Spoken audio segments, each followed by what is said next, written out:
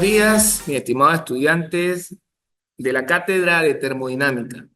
Sean todos bienvenidos y bienvenidas a esta clase multimodal. Hoy, para esta unidad que vamos a hablar de máquinas térmicas, vamos a ver máquinas y vamos a ver lo que son máquinas frigoríficas también, ¿verdad? Entonces, en ese sentido, de pronto, si por la premura del tiempo no nos da chance de acotar la otra guía, yo les voy a montar una videoclase donde está la otra parte. Pero van, básicamente, estas hojas, repito, no son mías, las tomé de internet, del Departamento de Ingeniería Eléctrica y Energética de una universidad en España y que, por supuesto, pues no son mías, ¿no? Claro. Pero me parece que es un buen material, me parece que está muy bien estructurada la guía. Y bueno, vamos a iniciar este tema con las máquinas térmicas. Bueno, fíjense que aquí vamos a ver y a iniciar con los ciclos de potencia y el objetivo de esta guía en general. Este tema es el más extenso en el que se estudian los ciclos termodinámicos destinados a la obtención de potencia o trabajo. En primer lugar, se abordarán los ciclos de vapor. Para finalizar con los ciclos de gas, se estudiarán tanto los ciclos simples como el mejoramiento, recalentamiento, regeneración, extracción o refrigeración interna. Ok, la refrigeración interna posiblemente hoy no los vamos a tocar, repito, lo vamos a anexar en otra videoclase y yo les voy a subir para que ustedes complementen este tercer módulo. El tema se contempla con una práctica de laboratorio sobre una simulación por ordenador de ciclos termodinámicos. Esto no lo vamos a hacer porque evidentemente pues no tenemos el simulador. ¿Y qué puntos vamos a tocar hoy? Específicamente, de manera resumida, lo que son la introducción, como punto, la introducción a los ciclos de potencia, ya lo dije. Vamos a ver como número 2 ciclos de vapor, como número 3 ciclos de aire y como número 4 máquinas térmicas, ¿ok? En este sentido y en este orden de ideas, ¿verdad?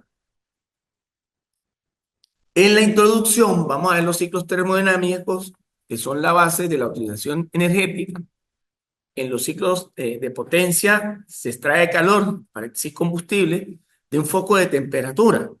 Se obtiene trabajo, se cede calor en focos de baja temperatura.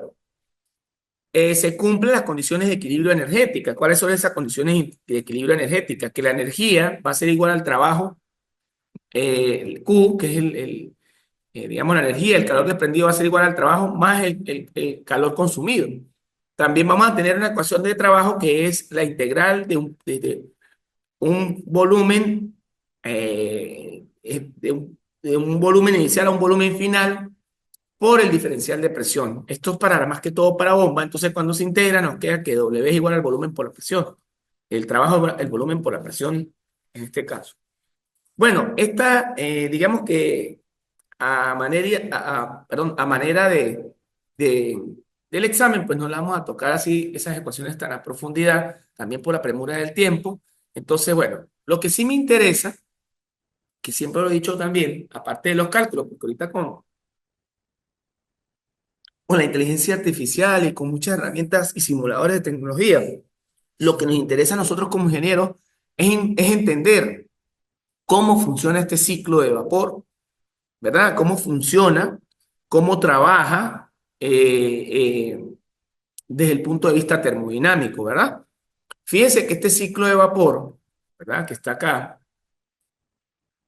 o ciclo de potencia, aquí vemos un esquema y vamos a ir explicando el esquema, que es lo que me interesa, que también que aprenda mucho, que realmente esta es la parte práctica. Repito, los cálculos los hacen incluso, ahorita hay herramientas computacionales, incluso ayudadas con la inteligencia artificial, que nos pueden arrojar los cálculos. Pero hay que interpretar los cálculos también y hay que saber cómo funciona realmente el ciclo de vapor o el ciclo en este caso, entre los ciclos de potencia, el ciclo de vapor.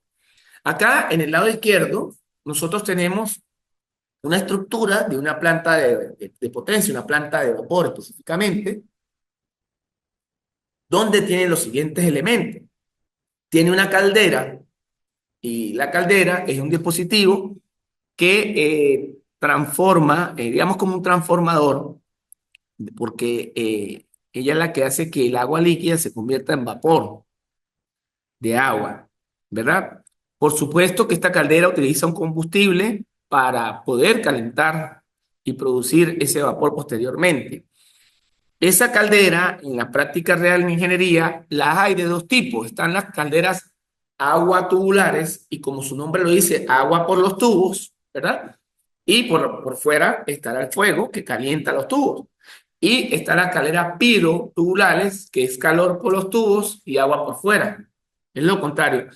En la práctica real, nosotros nos vamos a encontrar con calderas aguatubulares. Eso se debe a una razón que las calderas aguatubulares son más eficientes que las pirotubulares. A lo demás, pues que la producción de una caldera pirotubular es mucho más costosa y más riesgosa a que se pueda parar una planta que una agua tubular. Entonces, en la práctica real se utilizan más las aguas tubulares, repito, el agua va por dentro, el vapor se produce dentro de la tubería y se calienta por fuera. Cuando son pirotubulares es lo contrario, que por dentro del tubo va el calor, el fuego, y por fuera del tubo, por fuera del tubo, ¿verdad? Va el agua que va a ser calentada debido a la transmisión de calor que ofrece el tubo. Bueno, entonces esta caldera agua tubular lo que va a hacer básicamente es producir vapor de agua. Fíjese que en el punto uno, ¿sí? Aquí se entrega calor, aquí hay una flechita que puso C que se entrega calor al agua para que se tormente el vapor. En el punto uno entra un dispositivo que se llama turbina. Ah, bueno, antes de tocar la turbina, aquí vemos una chimenea, ¿verdad? Y son los humos. Claro, esa chimenea es porque, repito, en la práctica se utiliza lo que es combustibles fósiles como gasoil, como incluso gasolina en algunos casos. Generalmente, a nivel de plantas termodinámicas, se utiliza lo que es el coque, que es un derivado de petróleo, es como un residuo, incluso el carbón también se utiliza para producir ese calor. Sí, ya que por lo menos de pronto utilizar por lo menos gasolina es muy costoso, incluso el gasoil. Son costosos porque son, digamos, combustibles fósiles que son bastante, bueno, ahorita en la actualidad son bastante caros, ¿no? De pronto en la Venezuela de los 70, de los 80, pues valía más una botella de agua que un tanque de gasolina de un carro completo, o que un tanque de gasoil de un camión completo, o de una buseta. Ahorita, en nuestra Venezuela actual, pues no, sabemos que es un combustible bastante costoso y pues no se puede utilizar. No se puede utilizar. En la práctica se utiliza mucho el carbón y el coque, que el coque también es como el residuo del petróleo y es bastante barato. Y bueno, no sé qué barato ahorita, ¿no? Porque todo lo que venga del petróleo, pues ahorita se ha puesto un poco costoso. Bueno, luego, una vez aclarada esa duda, que la chimenea es para liberar esos humos, en el punto uno, ese vapor de agua va a entrar a la turbina. La turbina es un dispositivo mecánico que transforma esa potencia del agua en movimiento rotacional. Porque recuerde que nosotros acá, o los ingenieros, lo había dicho en la primera clase, siempre lo que vamos a tratar de hacer es, tenemos un modelo ideal y yo voy a construir una planta de potencia real, entonces trato de modelar lo real, trato de llevarlo a lo ideal o lo que se acerque más a lo ideal para obtener excelentes resultados. ¿Qué es lo que hace la turbina? Básicamente, cuando entra el vapor ellas tienen una turbina, valga la redundancia, un rodete, que ese es Peyton. Creo que ese rodete es Peyton, a diferente del rodete en las hidroeléctricas que son Kaplar. Este es Peyton, que son como una especie de cucharillas, ¿no? Los árabes en ese caso son como cucharitas. Cuando se trata de vapor de agua, ¿qué es lo que hace cuando ingresa el vapor de agua a la turbina? Que hace que gire la turbina produciendo rotación en el eje. Esa rotación en el eje, como se muestra acá en nuestra planta, está acoplada a un generador eléctrico y este generador eléctrico, ¿verdad? Produce electricidad que posteriormente esa electricidad va a estar acoplada, ¿sí? Va a estar acoplada a un banco de transformadores para poderse enviar a través de las líneas de transmisión, ¿sí? Para poderse enviar a través de la línea de transmisión con potencia y llegue a nuestros hogares, ¿no? Fíjese que la corriente que se produce acá es corriente alterna, ¿no? De hecho, cuando hubo las discusiones de quién ganaba, digamos, la lucha entre la corriente directa y la corriente alterna, la corriente directa, pues fueron inventos de Thomas Edison, y la corriente alterna fueron de Nikola Tesla, ¿no? Y en esa pugna la ganó precisamente Nikola Tesla porque la corriente alterna es la única que se puede transmitir a grande distancia. Por lo menos esta electricidad que se está moviendo, que se está produciendo en este momento, un ejemplo, viene del complejo Saranagatón acá en, en Pregonero, estamos en el estado Táchira, o también puede venir, si está conectado al anillo, de la represa Guri, de la represa Guri, que está a kilómetros de aquí. Igual la represa San Agustín también está a kilómetros de aquí, la que está en Guayanito, que está Estado Mérida. Entonces, para que vean que sí, esta permite transmitirse a grandes distancias. ¿Por qué se ganó? ¿Por qué ganó Nicolás Tesla esta pugna? Porque precisamente esta puede transmitir la corriente. Pero hay un detalle, no se puede almacenar. No se puede almacenar corriente alterna, cosa que sí pasa con la corriente directa, pero tiene una desventaja que no se puede transmitir a largas distancias. Yo no puedo agarrar y voy a decir, no, voy a acumular aquí en una pila 10.000 megavatios y lo voy a transferir para Caracas. No, porque se queda en el camino, se queda en el camino sencillamente, ¿no? Se pierde, mientras que la corriente alterna sí tiene esa ventaja, pero tiene que producirse en tiempo real. Es decir, esta corriente alterna que está llegando acá al estado Táchira a través de la línea de transmisión se está produciendo en el complejo San Agatón, en el complejo Guri, en el complejo Uribante Caparo, o tal vez hasta una planta auxiliar, como es planta centro, que es una termoeléctrica, se está produciendo y está llegando acá directamente a nuestros hogares, a nuestras universidades. Bueno, una vez entendido el dispositivo de turbina, ¿verdad? Es necesario irnos al punto 2, cuando ese vapor abandona la turbina, ¿verdad? Vámonos para acá. Estamos acá y estamos acá, ¿verdad? Estamos acá. Abandonó, él entra a un condensador. Sí, fíjate que el condensador aparece una flecha que el calor va hacia afuera, porque el condensador es un dispositivo, un elemento mecánico allí que permite, ¿verdad?, transformar o revertir el proceso de la fase gaseosa a la fase líquida nuevamente del agua. Por eso es que aquí vemos en el esquema, en la planta como tal, que tenemos una torre de enfriamiento, ¿sí? Una torre de enfriamiento donde esa torre de enfriamiento cuando enfría la tubería y por acá pasa el vapor, porque ella lo que hace es de entrar, fíjate, de entrar líquido aquí frío, ¿verdad? Y enfría toda la parte alrededor de la tubería para que internamente la tubería condense y luego sale hacia una bomba y luego vuelve a entrar a la torre de enfriamiento.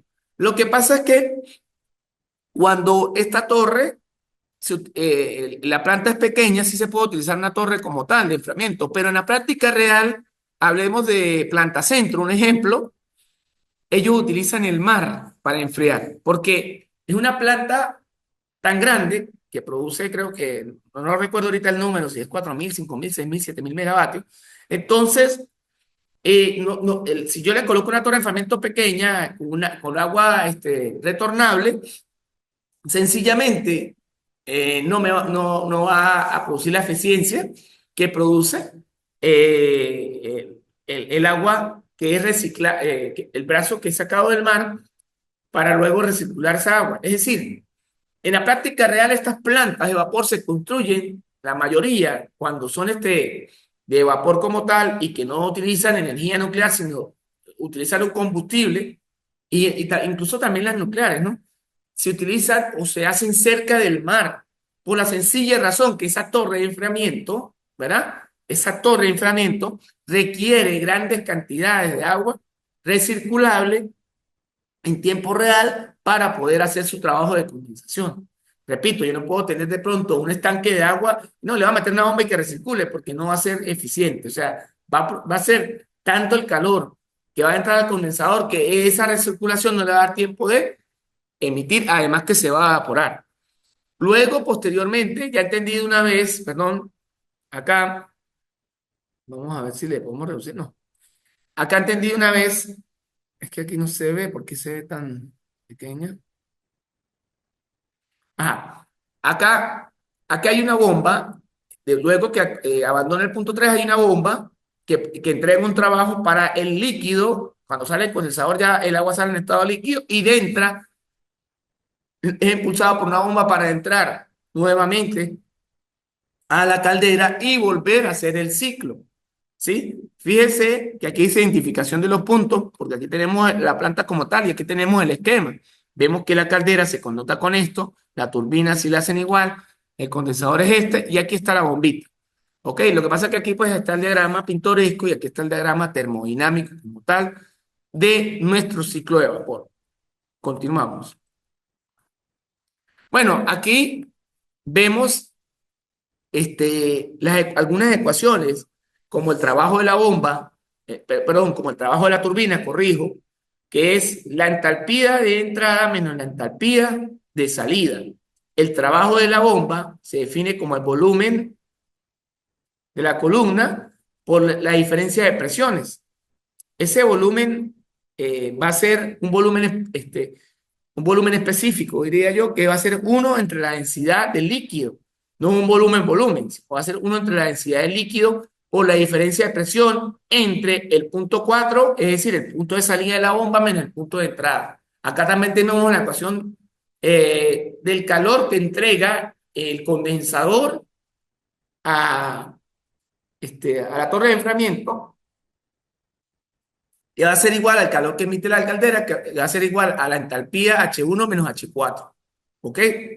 También vamos a tener que el trabajo total o el trabajo neto de nuestro sistema, o nuestro ciclo de potencia se va a definir como el trabajo de la turbina menos el trabajo de la bomba. ¿Ok?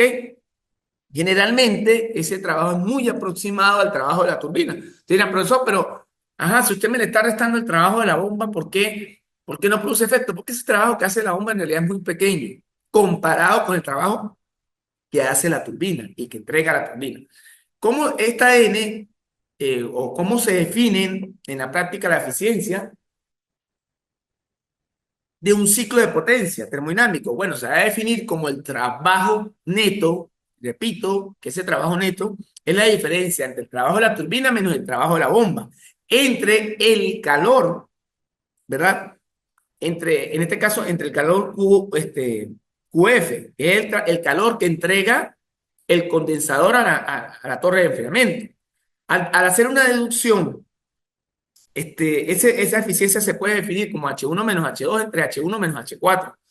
Es decir, la diferencia de entalpías entre ¿cuál es la diferencia de entalpía? La entalpía que se produce en la turbina entre la diferencia de entalpías que se producen en la caldera. ¿Ok? Eso para ver cómo es la funcionalidad de estas ecuaciones, ¿no?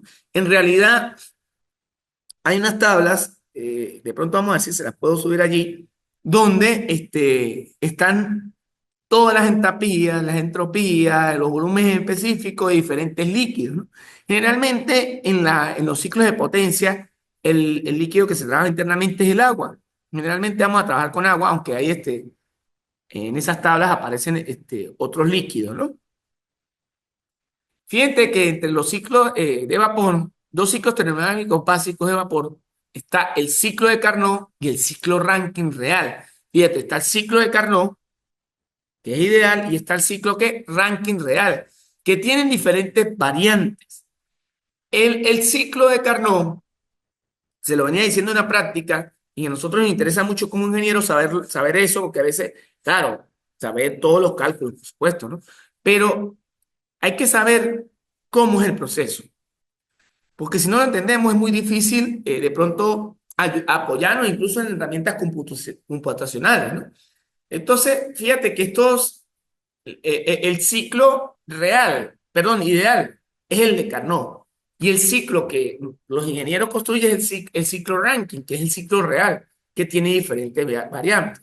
Fíjate que el ciclo, vamos a hablar ahora, el ciclo de Carnot, que es el ciclo ideal, limitado por las isotermas y dos adiabáticas.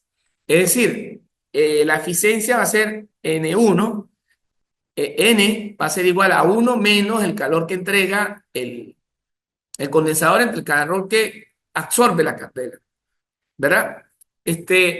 Fíjese que si nosotros nos vemos este ciclo de Carnot en un diagrama, en el diagrama que tenemos del lado derecho, un diagrama de volumen versus presión, nosotros vamos a observar que por lo menos del punto 1 al punto 2, cuando hay un descenso de presión, ¿verdad? Levemente el volumen aumenta, pero cuando vamos de 2 a 3, que hay una disminución de volumen, la presión se mantiene constante a una temperatura, en este caso sería la F, la temperatura que está justo en el condensador, y luego de 3 a 4 hay un aumento drástico de presión, ¿verdad?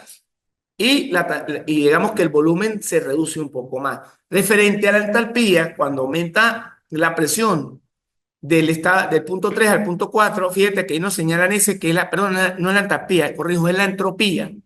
Entonces la entropía aumenta y eso tiene su fundamento termodinámico también. Eso lo vimos en el primer corte, que la entropía es el estado de desorden de un sistema, ¿verdad? Entonces, claro, a medida que aumentamos la presión, ¿verdad? Ese sistema tiende a desordonarse un poco más. ¿Qué es lo que pasa ahora de 4 a 1? Se mantiene la temperatura, la presión constante, pero el volumen vuelve a aumentar. Eso es más o menos para ver cómo funciona el ciclo de Carnot ideal.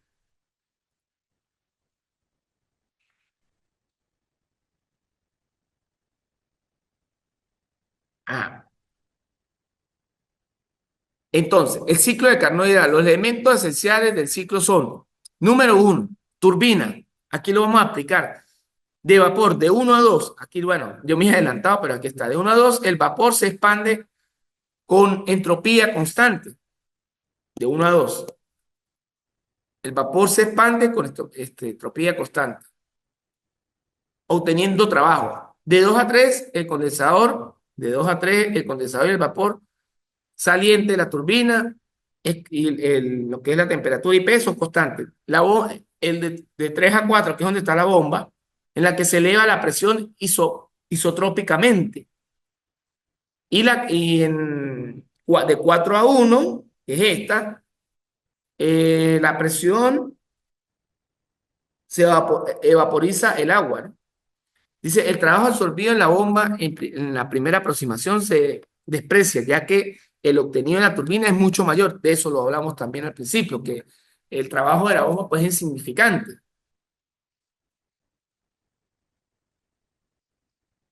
Vamos a ver ahora lo que es el ciclo, en este sentido, el ciclo Rankine, que como ya habíamos conversado, el ciclo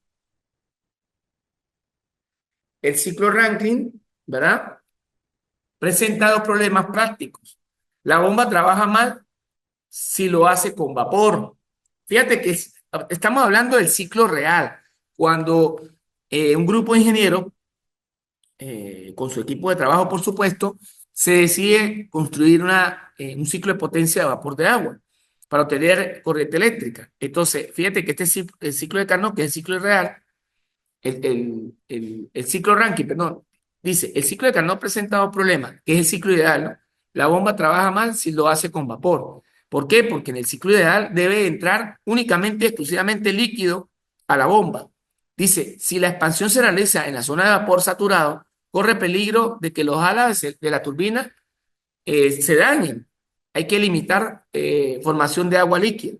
Eso es cuando, fíjate que toda la turbina, cuando entran gotas de agua, van a golpear en los álabes o en las cucharitas del, del rotor, y esto va, eh, por ese efecto se llama por abrasión, va a ir desgastando las palitas, las cucharitas de la turbina Pekin. Dice, el ciclo real trabaja con el cambio de fase.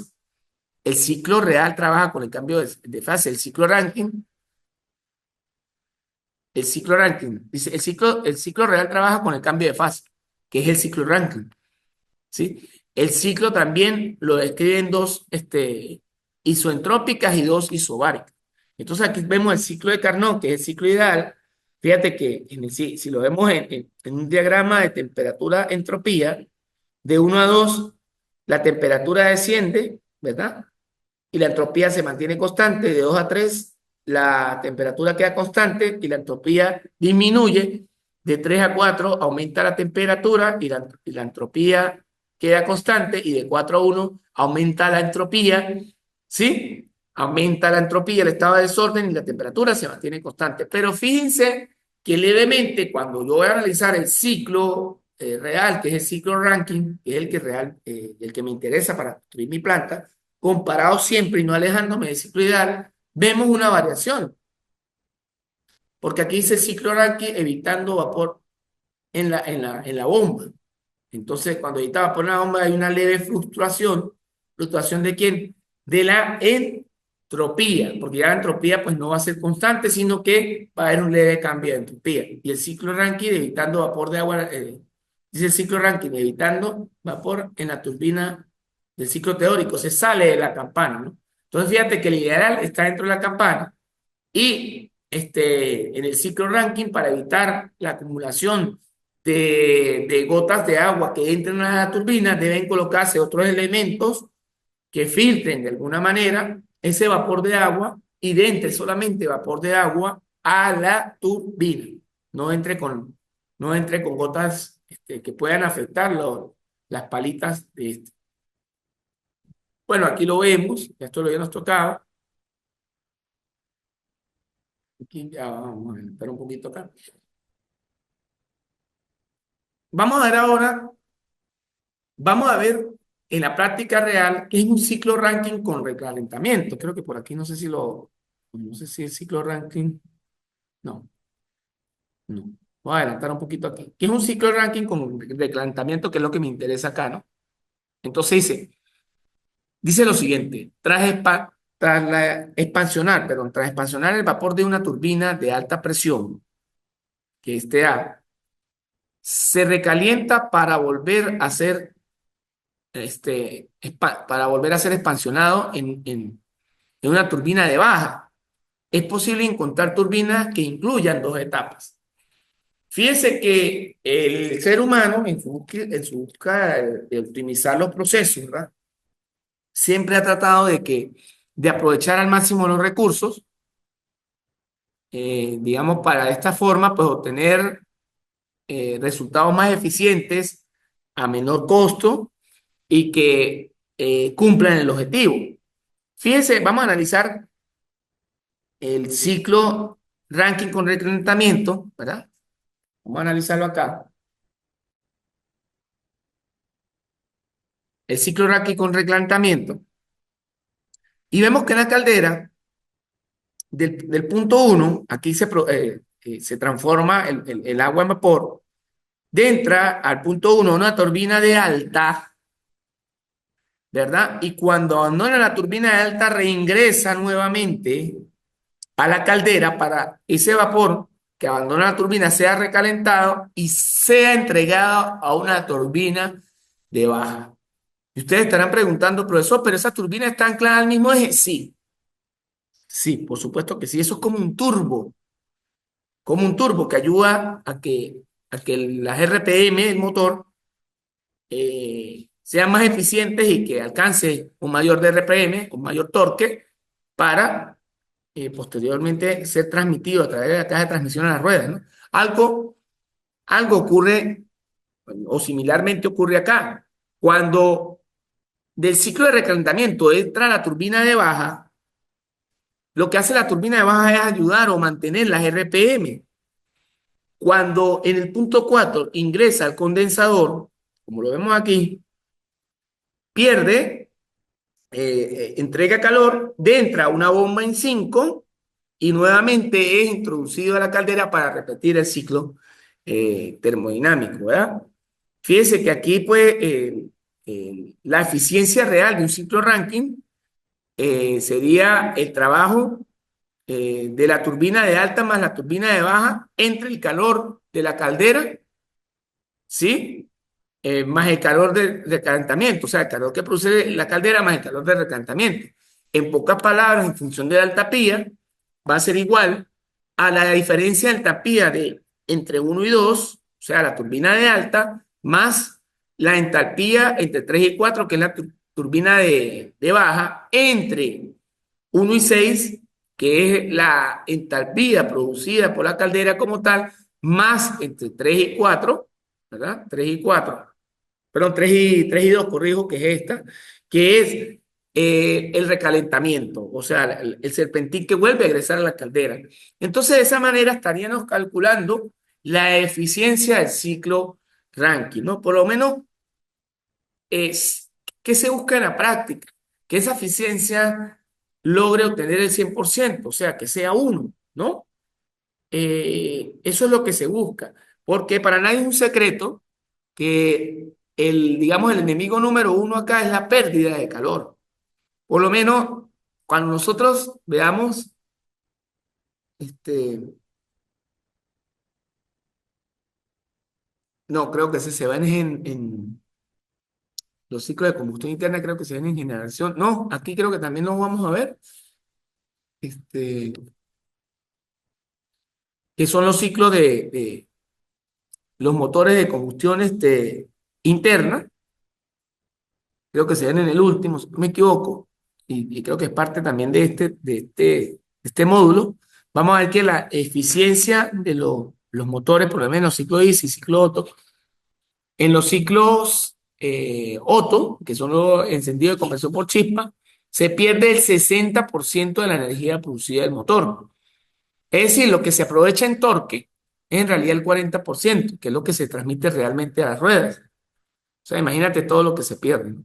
Se pierde muchísimo, muchísima energía, ¿no? Tenemos el 60 y en realidad lo que estamos aprovechando es entre un 40 a un 30% de esa energía que produce el motor. Vamos a ver el ciclo Rankine con regeneración. Vamos a ver si por aquí está. Aquí está para aplicárselo de manera, de, eh, a manera de esquema y verlo más bonito. Este ciclo Rankine con regeneración, a diferencia del ciclo Rankine con recalentamiento, vamos a ver en qué varía el de regeneración. Tengo una caldera. Igualmente voy a tener la turbina de alta y voy a tener la turbina de ¿qué? De baja. Tengo la de alta, tengo la de baja, ¿verdad? Ella entra aquí, sale de acá, abandona y entra al condensador. Luego que entra el condensador, entra la bomba 2, está impulsada a un calentador abierto y luego de ese calentador abierto pasa a una siguiente bomba que le impulsa nuevamente a la caldera. Ese calentador abierto es que absorbe energía de afuera para poder, digamos, usted ese proceso, pero es que aquí lo que sale es líquido. Entonces, esto lo que hace es que, digamos, no hace que el agua obtenga su punto de ebullición, sino que la calienta, la precalienta para que cuando entre la bomba ya venga con una temperatura, por decir, qué sé yo, vamos a colocar el número 70. Entonces, ya le quede aportar solamente otros 30 grados al agua, la caldera, para poder producir ese vapor de agua, ¿verdad? Entonces, en ese sentido, ese calentador abierto utiliza una fuente de energía externa. Aquí vemos cómo la eficiencia, pues, mejora un poco más, ¿no? Mejora un poco más. Aquí vemos ese mismo ciclo de recalentamiento, pero ahora con un calentador cerrado, ¿no? Sí, con un calentador que es cerrado. Vamos a tener la misma caldera, vamos a tener una turbina de alta, vamos a tener una turbina de baja, vamos a tener un condensador, vamos a tener una bomba, pero aquí vemos que se anexan otros elementos. Se anexa por lo menos un purgador ¿sí? Un purgador, y se anexa a un calentador cerrado. Ese calentador cerrado, como aquí vemos una flecha en Y, que sale de aquí, de la turbina, de la conexión entre la turbina de alta y la turbina de baja, ¿verdad? Porque él viene por aquí, pasa por la de alta, luego el vapor de agua se entrega a la turbina de baja, abandona la turbina de baja, pasa por el condensador dentro de la bomba, ¿sí? Fíjate que del condensador, ahí también hay una línea que está punteada, que es un purgador, para evitar que lo que entre acá sea vapor. Entonces él entra como agua, se calienta acá, pero ¿de dónde se aprovecha ese calor para calentar, digamos, a diferencia del ciclo de regeneración, que es un calentador abierto que utiliza una fuente externa? Este utiliza el mismo vapor que sale del punto 2 y que ingresa a lo que es el calentador cerrado, ¿sí? Él entra y aprovecha este vapor. Entonces, con ese mismo vapor y por dentro de la tubería que va líquida, le aporta calor para incrementar la temperatura y que la eficiencia dentro de la caldera mejore progresivamente. ¿Ok? Continuamos. Bueno, aquí vemos más o menos haciendo un desglose. Fíjense que vimos el ciclo Rankine con regeneración y vimos el ciclo Rankine con recalentamiento. Ahora vamos a ver el ciclo con los dos, porque el anterior era con regeneración, ahora vamos a ver con regeneración y el calentamiento. Es un híbrido, ¿vio? Porque el ser humano dijo, bueno, pero si unimos los dos, o bueno, los ingenieros, los estudiosos, ¿no? Los seres humanos ingenieros estudiosos de esta área, ¿no? Dijo, ajá, y si unimos los dos, podemos formar una superplanta. Vamos a ver, y cómo funciona también, ¿no? Vamos a ver y cómo funciona digamos, eso, ¿verdad? En este sentido, ojo, en este sentido, yo tengo acá la caldera. La caldera, ya saben ustedes para qué se utiliza. Sale del punto uno, entra la turbina de alta, abandona la turbina de alta en el punto 2, entra el recalentador que está dentro de la caldera, sale y entra a la turbina de baja. Cuando abandona la turbina de baja, entra el condensador, hay una bomba que le impulsa a un calentador abierto. Ese calentador abierto utiliza fíjese que aquí ese calentador abierto en realidad va a ser como las S de un calentador cerrado. Va a utilizar el vapor que emite o la pérdida de vapor que se pierde entre la turbina alta y la turbina baja para calentar el agua. Y aquí se anexa otra bomba donde vuelve a ingresar a la caldera. Esto mejora muchísimo la eficiencia de ese ciclo Rankine. Vamos a hablar ahora, ya hablamos un poquito de los ciclos de vapor. Por motivo de tiempo, me voy a adelantar aquí. Vamos a hablar ahora de lo que son los ciclos de gas o los compresores. ¿Qué es un compresor como tal? Comprimir mediante el empleo de un trabajo exterior, un gas, un aire o una mezcla. Se eleva su temperatura. El trabajo aplicado al compresor es, trabajo del compresor igual a la entalpía de salida menos la entalpía de entrada. Esto, esto por unidad de masa. Dice, los compresores volumétricos, dice, o son utilizados para bajos caudales.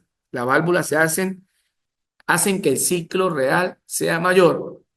Las etapas del ciclo de compresión son de 1 a 2, entropía constante; de 2 a 3, expulsión de los gases; de 3 a 4, expansión; de 4 a 1, admisión, ¿verdad?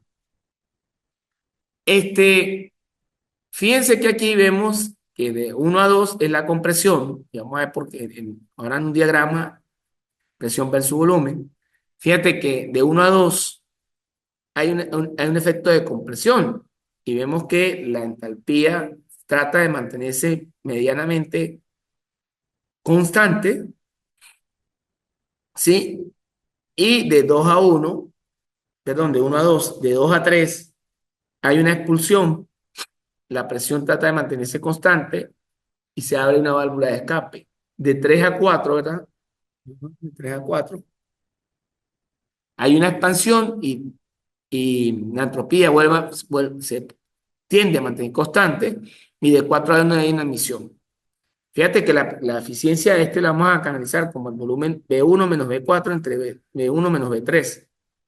Dice, si aumenta la eficiencia, hay un espacio muerto de volumen 3.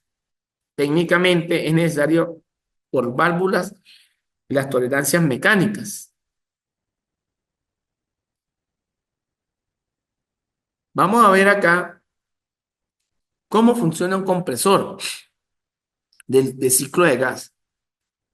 Constructivamente es difícil refrigerar el interior de un compresor. En la práctica se instalan dos compresores y una etapa intermedia de refrigeración,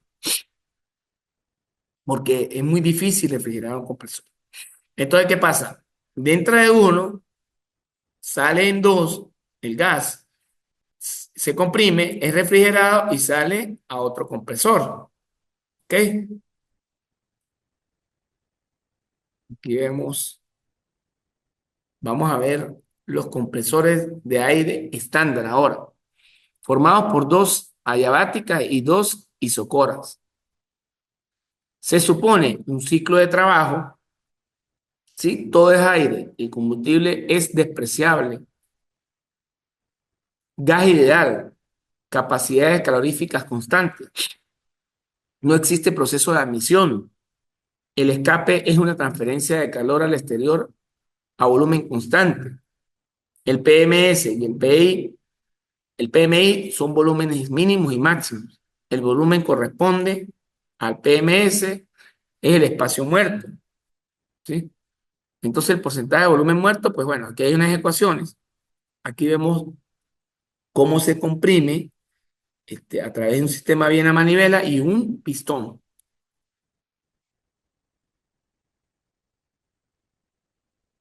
Dentro de los ciclos de gas también existen ciclos de Carnot ideal. Dice formado por dos adiabáticas y dos isotermas. De 4 a 1, como vemos aquí de 4 a 1, hay expansión, temperatura constante en la que se transfiere calor. De un foco caliente a un foco frío. De 1 a 2 se expande, entropía constante. De 2 a 3, compresión a temperatura constante en la que se transfiere calor a un foco frío. Y de 3 a 4, compresión. Bueno, fíjese que aquí nosotros está el ciclo Otto, que es el ciclo que utilizan los motores de combustión interna. Fíjate, yo le dije que iba a aparecer más adelante, apareció acá. Formado por dos adiabáticas y dos isocoras. Se comprime el aire, ¿sí? Se realiza combustión brusca, necesita una chispa que inicie el calor generado elevando la presión interior y se produce expansión. Finalmente, se continúa a volumen constante el calor y se entrega al exterior. Vamos a ver si por aquí aparece un pistón. No aparece. Vamos a ver si por aquí aparece.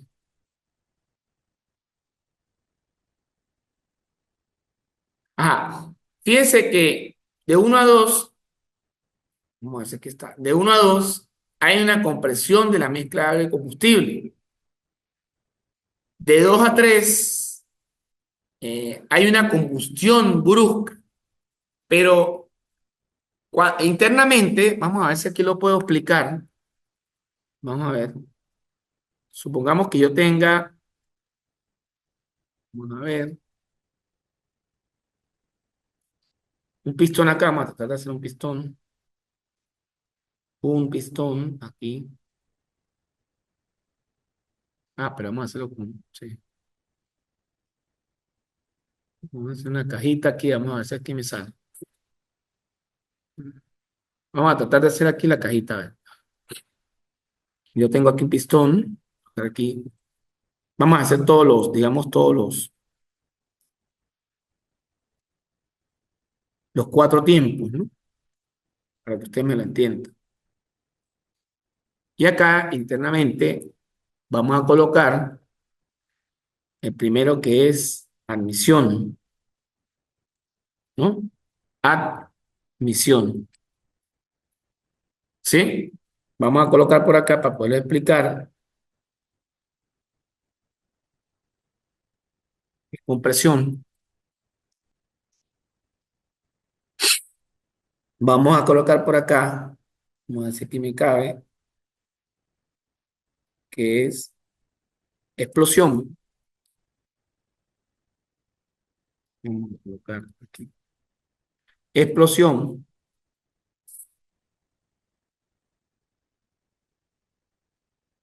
Ujú.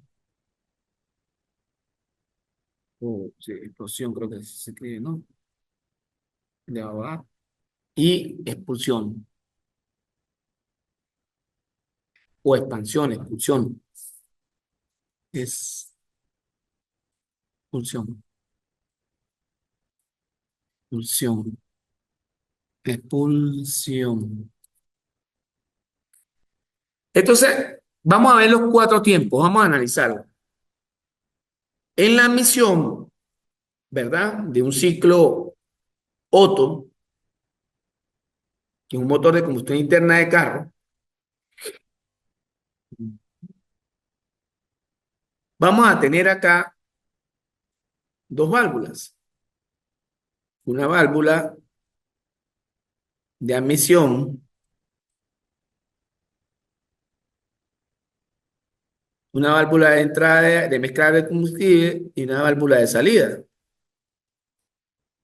Vamos a tratar de hacer esta válvula aquí lo mejor posible. Esta es, y aquí tengo el pistón, ¿verdad?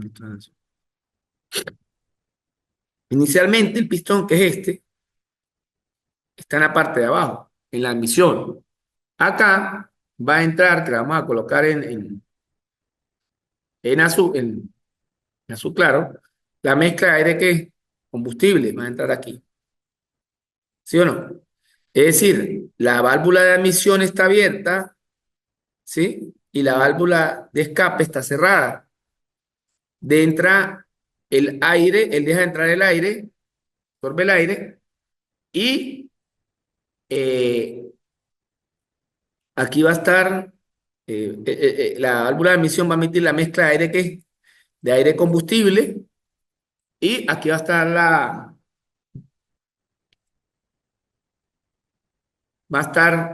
la, la bujía, ¿no? Buscar la bujía aquí en este color.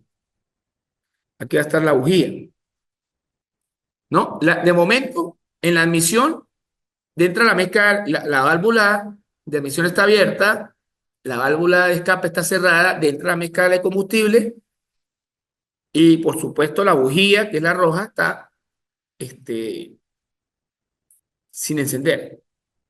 ¿Qué pasa en la compresión? En la compresión, vamos a observar lo siguiente. Ajá, en la compresión,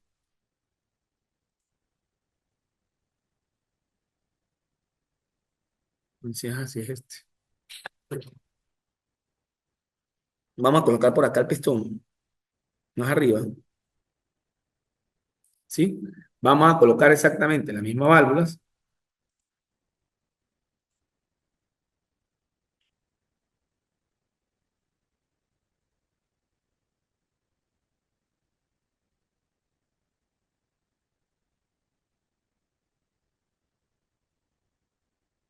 y ambas que,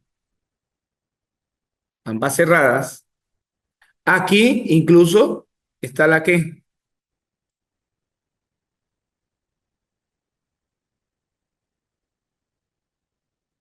está la bujía, y aquí vamos a observar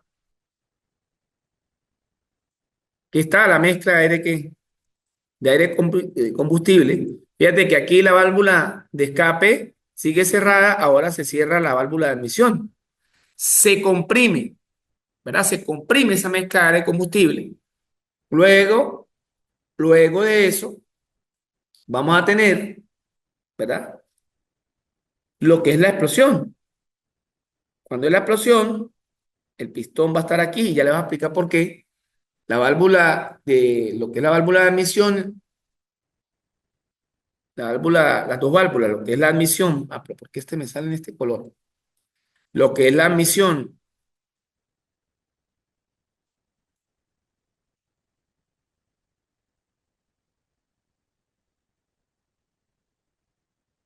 y lo que es la válvula de- de escape, y aquí tenemos van a estar cerradas, se van a mantener cerradas, ¿no? Entonces aquí vamos a tener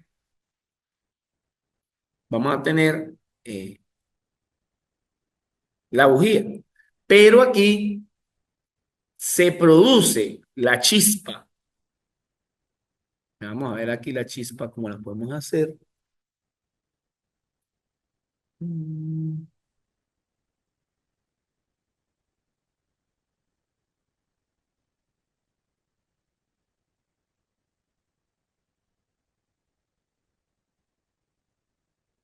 Ajá, aquí se va a producir entonces, voy a colocar aquí, la chispa, y cuando se produce la chispa, todo esto se enciende,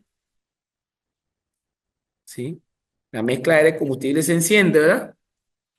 Y hace que ese pistón recorra, el L, que es el recorrido del pistón, se vaya hacia abajo bruscamente, ¿verdad? Posteriormente, en la expulsión, vamos a tener lo siguiente en la expulsión.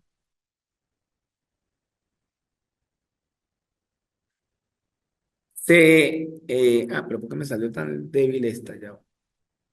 Sí, creo que este color. En la expulsión.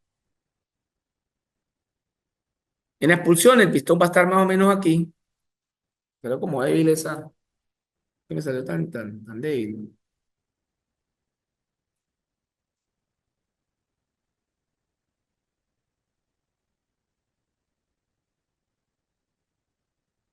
Como muy débil esa línea. Un poquito más. Bueno, ahí está mejor.